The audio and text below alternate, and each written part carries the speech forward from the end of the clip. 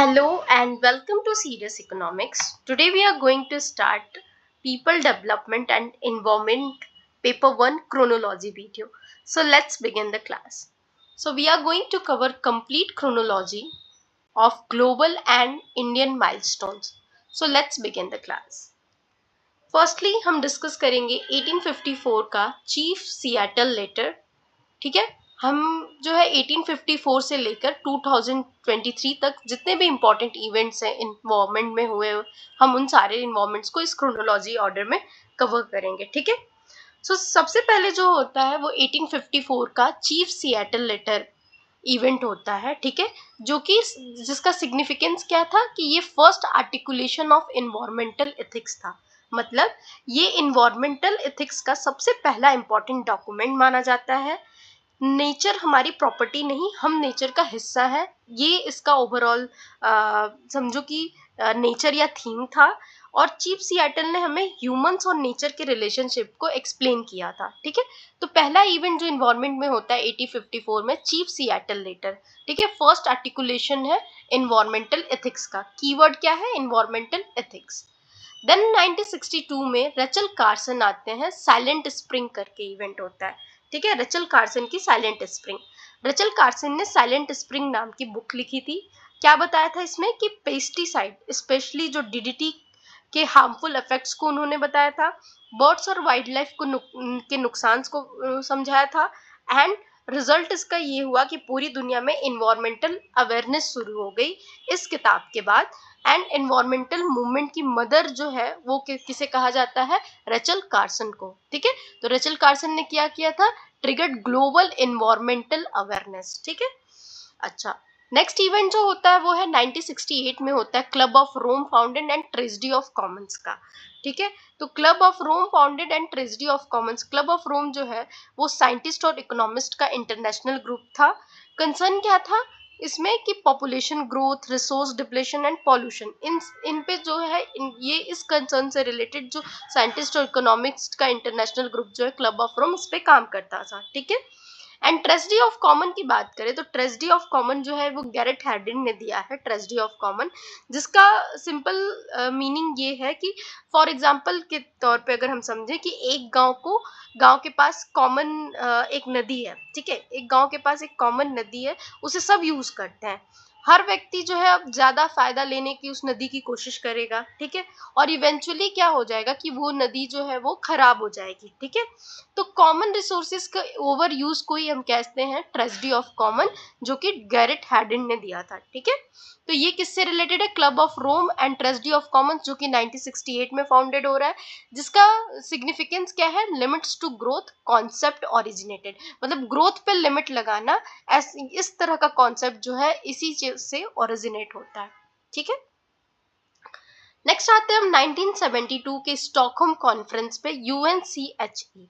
ठीक है, तो स्टॉकहोम कॉन्फ्रेंस जो है यूएनसीएचई का फुल फॉर्म है United nation conference on human environment. ठीक है, तो इन्वायरमेंट हिस्ट्री का सबसे इंपॉर्टेंट इवेंट जो है स्टॉकहोम कॉन्फ्रेंस को माना जाता है. क्यों इंपॉर्टेंट है? क्योंकि ये पहला ग्लोबल इन्वायरमेंटल कॉन्फ्रेंस था.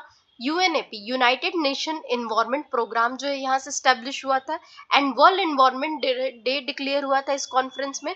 एंड वर्ल्ड इन्वायरमेंट डे कितने जून को माना जाता है? 5 जून को वर्ल्ड इन्वायरमेंट डे माना जाता है. ठीक है, तो फर्स्ट ग्लोबल इन्वायरमेंटल समिट है, यूएनएपी स्टैब्लिश हुआ है, वर्ल्ड इन्वायरमेंट डे यहाँ से डिक्लेयर हुआ. ठीक, देन आता है 1972 में ही, सेम ईयर में ही 3 इवेंट्स होते हैं 1972 में, सेम ईयर में ही. एक तो पहले स्टॉकहोम कॉन्फ्रेंस याद रखना.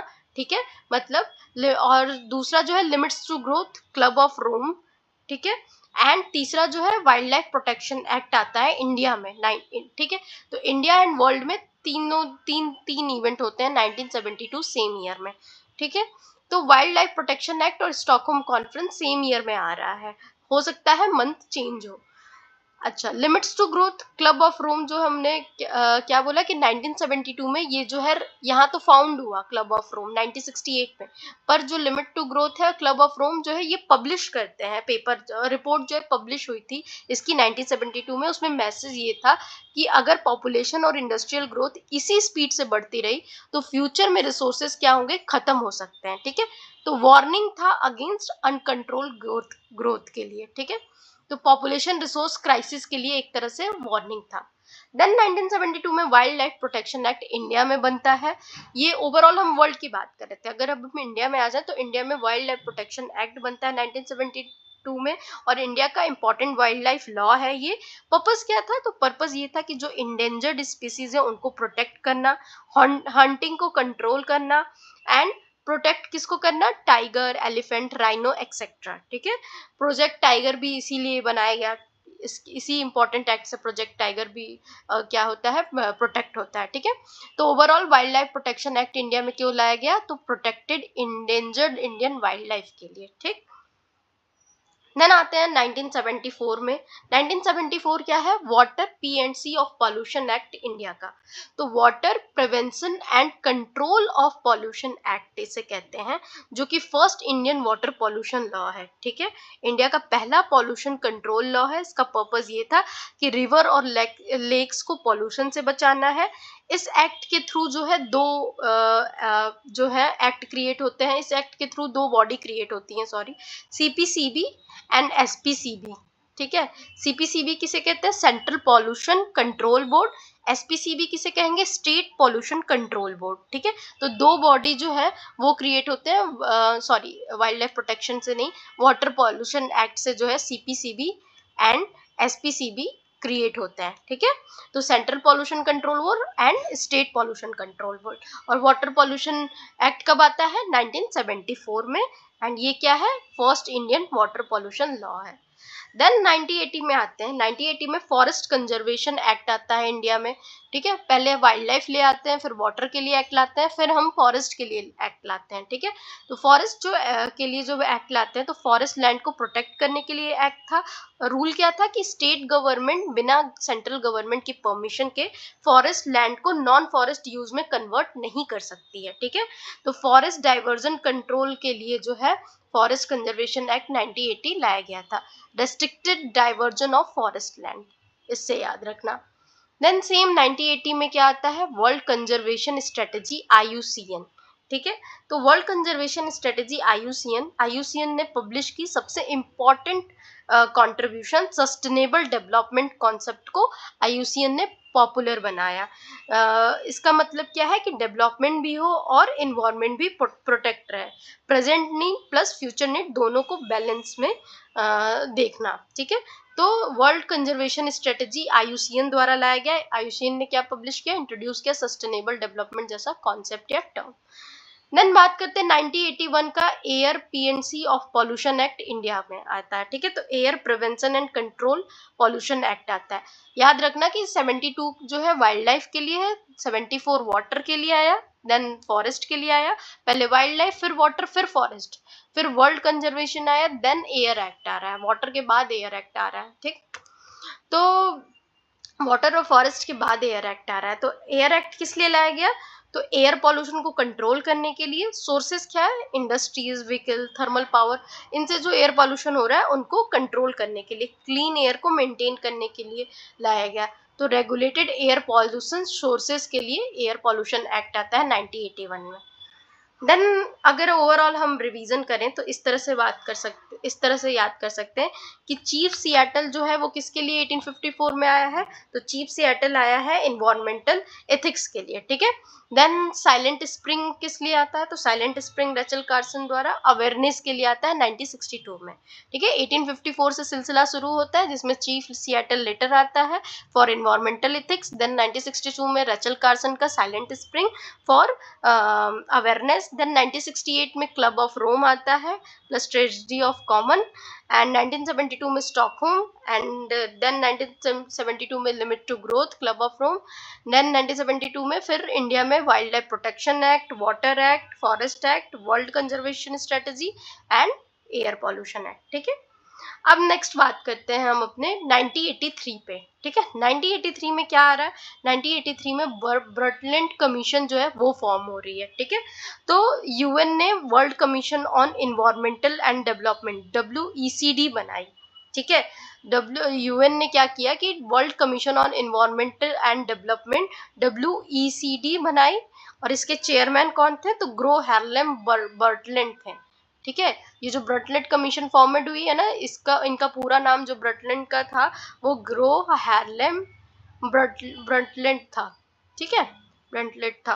तो इनका जो पर्पस था ये था कि डेवलपमेंट और एनवायरनमेंट के बीच बैलेंस कैसे बनाया जाए, ठीक है। तो 1983 में कमीशन बनी, 1987 में इनकी रिपोर्ट आई थी ब्रटलैंड कमीशन की, ठीक है।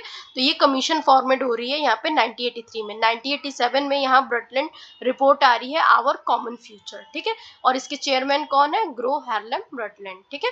और उन्होंने इस कमीशन किससे क्या फॉर्मेट हुई, क्या बनाया इसने, world commission on environment and development, ठीक है। देन 1984 में ब्रटलैंड कमीशन फॉर्मेट होने के बाद 1984 में भोपाल गैस ट्रेजेडी होती है, इंडिया की और दुनिया की सबसे बड़ी इंडस्ट्रियल डिजास्टर थी ये। लोकेशन कहाँ था, तो भोपाल मध्य प्रदेश में। कंपनी कौन सी थी, तो यूनियन कार्बाइड कंपनी थी, ठीक है। यूनियन कार्बाइड जो कंपनी थी वो थी, एंड लोकेशन भोपाल था। और गैस कौन सी रिलीज हुई, तो याद रखना MIC गैस, मतलब MIC मतलब मिथाइल आइसो आइसोसेनेट, मिथाइल आइसोसेनेट जो गैस थी वो क्या है, वो रिलीज हुई थी इस भोपाल गैस ट्रेजेडी से। रिजल्ट क्या हुआ इसका, कि हजारों लोग की मौत हो गई, लाखों लोग अफेक्टेड हुए। इस ट्रेजेडी के बाद इंडिया ने इन्वायरमेंट लॉज को और स्ट्रांग बनाया, ठीक है। तो याद रखना 1984 जो है हमारे इन्वायरमेंट लॉज के लिए बहुत इंपॉर्टेंट है, भोपाल गैस ट्रेजेडी, इसीलिए मल्टीपल टाइम पूछा जाता है। तो वर्ल्ड वर्स्ट इंडस्ट्रियल डिजास्टर था ये, ठीक है। मैथाइल आइसोसाइनाइड जो है वो गैस इससे रिलीज हुई थी, और यूनियन कार्बाइड करके कंपनी थी। देन 1986 की बात करें तो इन्वायरमेंट प्रोटेक्शन एक्ट इसीलिए आता है, आफ्टर भोपाल गैस ट्रेजेडी के रिस्पॉन्स में इसको लाया गया 1986 में इन्वायरमेंट प्रोटेक्शन एक्ट। पर्पस क्या था, तो इन्वायरमेंट को प्रोटेक्ट करना, पॉल्यूशन को कंट्रोल करना। इसको अम्ब्रेला लेजिस्लेशन कहते हैं क्योंकि ये सब इन्वायरमेंटल लॉज को कवर करता है, ठीक है। तो क्या करता है, umbrella legislation for all environmental laws. Then 1987 में वर्ल्ड में क्या हो रहा है, ब्रटलैंड रिपोर्ट्स सबमिट हो रही है आवर कॉमन फ्यूचर करके। एंड ब्रटलैंड कमीशन ने रिपोर्ट पब्लिश करके क्या बताया, सबसे इंपॉर्टेंट कंट्रीब्यूशन दिया कि सस्टेनेबल डेवलपमेंट को उन्होंने डिफाइन किया, ठीक है। सस्टेनेबल डेवलपमेंट की डेफिनेशन दी कि development that meets the need of the present without compromising the ability of future to meet their own need, ठीक है। सिंपली इस तरह से कहा जा सकता है कि आज की जरूरतें पूरी करने के लिए आज की जरूरतें जो है वो पूरी करो, पर जो फ्यूचर जनरेशन के रिसोर्सेज है उन्हें खत्म मत करो। इस तरह का जो है डेफिनेशन देते हैं सस्टेनेबल डेवलपमेंट का। ऑफिशियली जो है 1987 में ब्रटलैंड रिपोर्ट जो है आती है आवर कॉमन फ्यूचर, ठीक है। देन बात करते हैं 1987 में, सेम ईयर जिस दिन जब रिपोर्ट ब्रटलैंड की रिलीज होती है, सेम ईयर में ही मॉन्ट्रियल प्रोटोकॉल आता है। मॉन्ट्रियल प्रोटोकॉल किस लिए है, तो ओजोन लेयर को बचाने के लिए एग्रीमेंट है। प्रॉब्लम क्या सॉर्टेड करता है, प्रॉब्लम क्या हुई थी, क्यों लाना पड़ा मॉन्ट्रियल प्रोटोकॉल, तो CFC जो है ओजोन लेयर को डिस्ट्रॉय कर रही थी। तो सोल्यूशन क्या निकाला गया कि CFC और ओजोन डिप्लीटिंग सब्सटेंस को ग्रेजुअली हम क्या करें, बंद कर दें, ठीक है। तो मॉन्ट्रियल प्रोटोकॉल जो है मोस्ट सक्सेसफुल एनवायरमेंटल ट्रीटी माना जाता है, जो किसके लिए आया था, ओजोन के लिए आया था। तो फेस क्या बात करता है कि face out ozone depleting substance, ozone depleting substance को फेस आउट कर दो, हटा दो, ठीक है, बंद कर दो। देन आते हैं 1988 का टाइम। 1988 के टाइम में IPCC इस्टेब्लिश होता है, ठीक है। IPCC का फुल फॉर्म क्या है, inter governmental panel on climate change. Inter governmental panel on climate change इसका फुल फॉर्म है IPCC का। इस्टेब्लिश किसके द्वारा किया गया था IPCC, तो UNEP द्वारा एंड WMO द्वारा, ठीक है। UNEP द्वारा एंड WMO द्वारा जो है IPCC इस्टेब्लिश किया गया था। पर्पस क्या था कि क्लाइमेट चेंज पर साइंटिफिक रिपोर्ट देना। इसमें ये जो है नोबेल पीस प्राइज 2007 से जो है ये भी इसका काम था, मतलब विथ एआई गोरे के साथ मिलके नोबेल पीस प्राइज 2007 से देना, ठीक है। आईपीसीसी जो है क्लाइमेट चेंज का साइंटिफिक बॉडी है। देन बात करें 1992 में क्या आता है, रियो अर्थ समिट आता है, यूएनसीईडी करके जो है, यूएनसीईडी करके रियो अर्थ समिट आता है 1992 में, याद रखना 1992, ये भी वेरी इंपॉर्टेंट, ठीक है। तो 1992 मतलब याद रखना, हमारे एलपीजी पॉलिसी 1991 में है ना, तो 1992 में रियो अर्थ समिट आ जाता है यूएनसीईडी द्वारा। इन्वायरमेंट का सबसे इंपॉर्टेंट समिट था जो कि रियो डी जेनेरियो ब्राजील में हुआ था, इसलिए इसका नाम रियो अर्थ समिट रखा गया। इसका आउटपुट ये निकला कि एजेंडा 21, मतलब एजेंडा 21 किस लिए था, सस्टेनेबल डेवलपमेंट का एक्शन प्लान था ये agenda 21। CBD convention on biological diversity ये आया, and UNFCCC climate change convention आया। रियो डिक्लेरेशन, मतलब रियो डिक्लेरेशन में क्या लाया गया कि इन्वायरमेंट का एक तरह का मेगा इवेंट था रियो डिक्लेरेशन, ठीक है। तो याद रखना रियो अर्थ समिट जो है यूएनसीईडी द्वारा लाया जाता है, जिसमें क्या आउटकम निकल के आता है इस अर्थ समिट में, जो ब्राजील में बैठती है अर्थ समिट, इसमें आउटकम निकलता है एजेंडा 21, सीबीडी आता है, यूएनएफसीसी आता है, एंड रियो डिक्लेरेशन। एजेंडा 21 क्या होता है, एजेंडा 21 होता है सस्टेनेबल डेवलपमेंट का एक्शन प्लान 21 उसमें एक्शन प्लान होते हैं। सीबीडी जो है कन्वेंशन होता है बायोलॉजिकल डाइवर्सिटी पे, एंड यूएनएफसीसी जो है क्लाइमेट चेंज कन्वेंशन होता है, और रियो डिक्लेरेशन रियो समिट जो मेगा डिक्लेरेशन लाती है उससे रिलेटेड है। देन बात करते हैं 1994 में जो क्या आता है, यूएनएफसीसी इंटर्ड इनटू फोर्स, ठीक है। तो 1994 में यूनाइटेड नेशन, यूएनएफसीसी का क्या फुल फॉर्म है, तो United nation framework convention on climate change इसका फुल फॉर्म है। ये इसका पर्पस क्या है, तो क्लाइमेट नेगोशिएशन का फ्रेमवर्क प्रोवाइड करना इसका पर्पस है, ठीक है। क्योटो प्रोटोकॉल और पेरिस एग्रीमेंट इसी से के अंडर आए हैं, ठीक है, फ्रेमवर्क फॉर क्लाइमेट नेगोशिएशन, ठीक है। क्योटो प्रोटोकॉल और पेरिस एग्रीमेंट इसी के अंडर आए हैं। देन 1994 की बात करें, कैरो आईसीपीडी आता है 1994, सेम ईयर में ही यूएनएफसीसी आता है, एंड कैरो आईसीपीडी भी आता है। तो कैरो आईसीपीडी क्या है, तो international conference on population and development, जो कि कैरो इजिप्ट में इसकी लोकेशन थी, ठीक है। फोकस किस पे था, फोकस इस पे था कि population, reproductive health and women's empowerment पे, ठीक है। तो पॉपुलेशन कंट्रोल से ज्यादा ह्यूमन डेवलपमेंट पे इस पे एम्फेसिस किया गया था ये इस कॉन्फ्रेंस पे। ये कॉन्फ्रेंस है जो कि कहाँ पे हुआ था, ये कॉन्फ्रेंस कैरो इजिप्ट में हुआ था, ठीक है। International conference on population and development है, ठीक है, जो कि reproductive rights, population and development programme से रिलेटेड है, ठीक है। देन 1997 में बात करें तो क्योटो प्रोटोकॉल आता है हमारा 1997 में।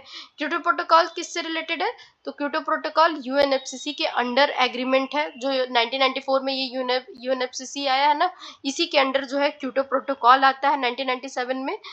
एंड यूएनएफसीसी के अंडर ये एग्रीमेंट है क्योटो प्रोटोकॉल। पर्पस क्या था, तो ग्रीन हाउस गैस एमिशन को रिड्यूस करना। एंड इम्पॉर्टेंट क्या था कि एनेक्स 1 जो डेवलप कंट्रीज हैं उनको एनेक्स 1 में डाला गया, जैसे कैटेगरी बांट गई थी एनेक्स 1 एनेक्स 2 करके। तो एनेक्स 1 जो था उसमें डेवलप कंट्रीज थे, डेवलप कंट्रीज के लिए कुछ बाइंडिंग टारगेट दे दिया गया था इसमें, ठीक है। तो जो क्योटो प्रोटोकॉल था ये जो है इसका एम था ग्रीन हाउस एमिशन को रिड्यूस करना, एंड दूसरा डेवलप कंट्रीज को लीगली बाइंडिंग कर दिया गया था टारगेट्स को मीट करने के लिए, पर डेवलपिंग कंट्रीज पे लीगली बाइंडिंग नहीं था। एंड सीडीएम मतलब क्लीन डेवलपमेंट मैकेनिज्म लॉन्च किया गया। मतलब इसमें क्या था कि डेवलप कंट्रीज जो है डेवलपिंग कंट्रीज में ग्रीन प्रोजेक्ट्स को फंड करेंगी, ठीक है। तभी तो, क्योंकि ये लोग ऑलरेडी डेवलप्ड हो चुके हैं डेवलप कंट्रीज, तो डेवलपिंग कंट्रीज को अभी से हम लोग एमिशन कंट्रोल करने के लिए बोलेंगे तो वो डेवलप नहीं हो पाएंगी। दैट्स वाई जो मान लो यूएसए है, वो अगर हम लोग इंडिया है डेवलपिंग है, तो अगर हमसे बोल दिया जाए कि आप कोल का मिशन एकदम 0% कर दो, तो पॉसिबल नहीं है ना, क्योंकि ये लोग तो अपना डेवलपमेंट कर चुके हैं, सारी रिसोर्सेज वर्ल्ड की यूज कर चुके हैं, तो ये लोग तो कम कर लेंगे, बट हम करेंगे तो हमारी तो ग्रोथ ही नहीं हो पाएगी, हम कभी डेवलप में ही नहीं जा पाएंगे। तो इसीलिए क्योटो प्रोटोकॉल आया, इसमें ये कहा गया कि यूएस जो है इंडिया को पैसा देगा फॉर ग्रीन प्रोजेक्ट, जो जितना ये लोग करेंगे, ठीक है। तब जाके इंडिया जो है अपना मतलब रिड्यूस करेगा एमिशन, ठीक है। बट क्योटो प्रोटोकॉल एक तरह से फेल ही एग्रीमेंट था, ठीक है। उसके बाद बात, क्योंकि कोई इतना डेवलप कंट्रीज बाइंडिंग जो है चीजें जो है मानती है नहीं, ठीक है। फिर आते हैं 2000 में, 2000 में मिलीनियम डेवलपमेंट गोल करके एमडीजी आता है, ठीक है। तो यूएन ने, यूनाइटेड नेशन ने 8 गोल्स जो है वो लॉन्च किए और डेडलाइन क्या थी कि 2015 तक इसको क्या करना है, 2015 तक अचीव करना है, ठीक है। तो 8 गोल्स थे बाय यूनाइटेड नेशन, ठीक है। फोकस क्या था, पॉवर्टी रिडक्शन पे, एजुकेशन पे, हेल्थ पे, जेंडर इक्वालिटी पे, ठीक है। और एमडीजी ही जो लेटर क्या हुआ, रिप्लेस हो गया सस्टेनेबल डेवलपमेंट एसडीजी से, ठीक है। अच्छा, अब बात करते हैं 2000 में। 2000 में ही एक तो मिलेनियम डेवलपमेंट गोल आता है, दूसरा कार्टेजना प्रोटोकॉल ऑन बायोसेफ्टी आता है। तो कार्टेजना प्रोटोकॉल ऑन बायोसेफ्टी जो है वो किससे रिलेटेड है, जीएमओ से, जेनेटिकली मॉडिफाइड ऑर्गेनिजम्स को क्या करने के लिए, रेगुलेट करने के लिए जो है ये आया था, regulation of GMOs, genetically modified organisms को रेगुलेट करने के लिए कार्टेजना प्रोटोकॉल लाया गया था। इसका पर्पस ये था कि इंटरनेशनल ट्रेड में जीएमओ की सेफ्टी को इंश्योर करना, ठीक है। कार्टेजना जो है वो किससे रिलेटेड है, जीएमओ सेफ्टी से, ठीक है। इसके बाद बात करें 2002 में जोहान्सबर्ग समिट की, जो कि रियो 10 और डब्ल्यूएसएसडी से रिलेटेड है। तो देखो, रियो समिट के 10 साल बाद जो है जोहान्सबर्ग साउथ अफ्रीका में ये समिट होती है, जोहान्सबर्ग समिट, ठीक है। रियो +10 भी इसे हम लोग कहते हैं, ठीक। तो इसका लोकेशन था जोहान्सबर्ग साउथ अफ्रीका में। पर्पस ये था कि सस्टेनेबल डेवलपमेंट को रिफ्रेम करना, ठीक है। सस्टेनेबल डेवलपमेंट को रिफ्रेम करना जो है इसका पर्पस था। देन आते हैं 2002 में ही, सेम ईयर में ही क्या आता है, बायोलॉजिकल डाइवर्सिटी एक्ट इंडिया में, ठीक है। तो बायोलॉजिकल डाइवर्सिटी एक्ट आने का पर्पस क्या था, तो इंडिया ने convention on biological diversity CBD को इम्प्लीमेंट करने के लिए ये एक्ट पास किया था, ठीक है। सीबीडी जो हमने साइन किया था ना, सीबीडी किस में देखा था हमने, सीबीडी किसके तहत आया था, आप आपका सीबीडी जो है रियो अर्थ समिट में हमने पढ़ा है ना, एजेंडा 21 एंड सीबीडी, ये सारी चीजें रियो अर्थ समिट से आई थी। तो इसी को इम्प्लीमेंट करने के लिए जो कन्वेंशन ऑन बायोलॉजिकल डाइवर्सिटी है, इसी को इम्प्लीमेंट करने के लिए 2002 में बायोलॉजिकल डाइवर्सिटी एक्ट आता है इंडिया में, ठीक है। और इम्प्लीमेंट करता है सीबीडी इन इंडिया। पर्पस क्या था, तो बायोडाइवर्सिटी को कंजर्व करना, बायोलॉजिकल रिसोर्सेज को सस्टेनेबल यूज करना, बेनिफिट का फेयर शेयरिंग करना, ठीक है। सीबीडी जो है 1992 रियो समिट में आया था, याद रखना। और इंडिया में इम्प्लीमेंटेशन बायोलॉजिकल डाइवर्सिटी एक्ट के थ्रू 2002 में हुआ है इसका। देन बात करते हैं 2005 के क्योटो प्रोटोकॉल जो है वो, अभी तो क्योटो प्रोटोकॉल की समिट हुई थी, कब हुई थी क्योटो प्रोटोकॉल की समिट, तो हम क्योटो प्रोटोकॉल की समिट पढ़ते हैं 1997 में। पर वो इनफोर्स में कब आया था, इंटर्ड इनटू फोर्स 2005 में, ठीक है, जब रशिया ने इसका रेक्टिफिकेशन किया इसके बाद। तो क्योटो प्रोटोकॉल 1997 में साइन हुआ था, लेकिन ऑफिशियली 2005 में इम्प्लीमेंट हुआ।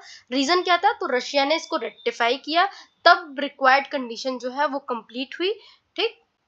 और अब बात करते हैं नेक्स्ट 2006 के फॉरेस्ट राइट एक्ट की, जो कि इंडिया में इम्प्लीमेंट हुआ था। तो फॉरेस्ट राइट एक्ट इंडिया में जो इम्प्लीमेंट हुआ था 2006 में, ट्राइबल और फॉरेस्ट ड्वेलर को फॉरेस्ट लैंड पर राइट्स दिए गए थे इसके थ्रू। पर्पस क्या था कि जो हिस्टोरिकल इनजस्टिस को करेक्ट करना, फॉरेस्ट कम्युनिटीज के राइट प्रोटेक्ट करना, एग्जांपल चाहे उनकी लैंड राइट हो या minor forest produce collection right हो, ठीक है। तो राइट फॉर ट्राइबल कम्युनिटीज जो है ओवर फॉरेस्ट लैंड, इससे रिलेटेड है फॉरेस्ट राइट एक्ट इंडिया का, ठीक है। इसके बाद बात करें 2010 में नगोया प्रोटोकॉल की। तो 2010 में नगोया प्रोटोकॉल आता है, किसके अंतर्गत आता है, ये सीबीडी के अंतर्गत ही आता है। सीबीडी के अंदर जो है एग्रीमेंट था नगोया प्रोटोकॉल का, ठीक है। और नगोया प्रोटोकॉल का जो है मेन कॉन्सेप्ट क्या था, एबीएस। एबीएस मतलब एक्सेस एंड बेनिफिट शेयरिंग, ठीक है। एबीएस का मतलब क्या है, access and benefit sharing of genetic resources, ठीक है। मतलब इसका, अगर कोई कंपनी किसी कंट्री के जेनेटिक रिसोर्सेज यूज करके प्रॉफिट कमाती है तो बेनिफिट शेयर उसको करना पड़ेगा, ठीक है। अगर कोई कंपनी इंडिया की मेडिसिनल प्लांट से मेडिसिन बना रही है तो प्रॉफिट शेयरिंग जो है रिक्वायर्ड है, ठीक है। तो नगोया प्रोटोकॉल किससे रिलेटेड है, एबीएस से, एक्सेस एंड बेनिफिट शेयरिंग से, जो कि 2010 में आया है। देन 2010 में सिमिलर ईयर में क्या आता है, national green tribunal act India में, ठीक है। National green tribunal act, NGT act किससे रिलेटेड है, तो एनजीटी एक्ट रिलेटेड है इन्वायरमेंटल डिस्प्यूट के लिए, जो है एक तरह का एनजीटी एक्ट जो है एक स्पेशल कोर्ट बनाता है, स्पेशलाइज इन्वायरमेंटल कोर्ट जो है एनजीटी एक्ट से स्टैब्लिश होता है, जो कि 2010 में आता है इंडिया में, ठीक है। और पर्पस क्या होता है, तो फास्ट इन्वायरमेंटल जस्टिस देना, पॉल्यूशन केसेस को हैंडल करना एंड फॉरेस्ट केसेस को हैंडल करना। तो एनजीटी बस एक क्या याद रखना है, नेशनल ग्रीन ट्रिब्यूनल क्या है, ग्रीन कोर्ट ऑफ इंडिया है, ठीक। देन बात करते हैं 2011 की डरबन प्लेटफॉर्म की। डरबन प्लेटफॉर्म क्या है, तो कोप 17 में जो देखो हर साल कोप 17 की जो होती है मीटिंग होती है, सॉरी 17 कह रही हूँ, हर साल कोप की मीटिंग होती है सीओपी की। तो कोप 17 जो था उसमें डरबन साउथ अफ्रीका में ऑर्गेनाइज हुआ था वो, एंड उसका इंपॉर्टेंस ये था कि क्योटो प्रोटोकॉल को एक्सटेंड किया गया, फ्यूचर क्लाइमेट एग्रीमेंट की रोड मैप जो है यहाँ से बनाई गई, एंड पेरिस एग्रीमेंट का फाउंडेशन रखा गया डरबन प्लेटफॉर्म में, ठीक है। Extended Kyoto and road map of Paris agreement. Then next बात करें 2012 के रियो 12 समिट की, ये किससे रिलेटेड था, तो रियो अर्थ समिट जो है, अर्थ समिट के 20 साल बाद जो हुआ था रियो 20 समिट, इसका थीम था the future we want, the future you want. इसका मेजर आउटकम क्या आया था, तो ग्रीन इकोनॉमी का कॉन्सेप्ट आया था एंड सस्टेनेबल डेवलपमेंट गोल्स का आइडिया आया था इससे, रियो 20 समिट से, ठीक है। और रियो 20 समिट क्या है, बर्थ प्लेस ऑफ एसडीजी है, ठीक। इसके बाद बात करें 2015 में हमारा पेरिस एग्रीमेंट आया है, ठीक है। देखो क्योटो प्रोटोकॉल शायद सक्सेस ही था, शायद पेरिस एग्रीमेंट शायद फेलियर माना जाता है। पेरिस एग्रीमेंट जो है क्लाइमेट चेंज के अगेंस्ट सबसे इंपॉर्टेंट ग्लोबल एग्रीमेंट था।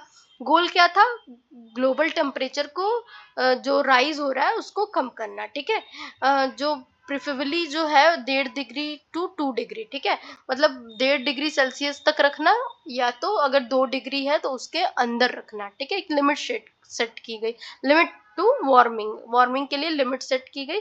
हर कंट्री जो है अपना, मतलब इसमें जो एक कॉन्सेप्ट लाया गया नेशनली डिटरमाइंड कंट्रीब्यूशन का, ठीक है, एनडीसीजी का। तो जो हर कंट्री है अपना क्लाइमेट एक्शन प्लान यहाँ पे सबमिट करेगी, ठीक है, ऐसा कॉन्सेप्ट लाया गया एनडीसी का, या फॉलो करेगी, ठीक है। तो एनडीसी और 1.5 degree Celsius 2 degree Celsius climate के वार्मनेस को रखने का पेरिस एग्रीमेंट में ऐसी बातें होती हैं, ठीक है। देन हम बात करते हैं 2015 में, जब sustainable development goal officially adopt हो जाता है।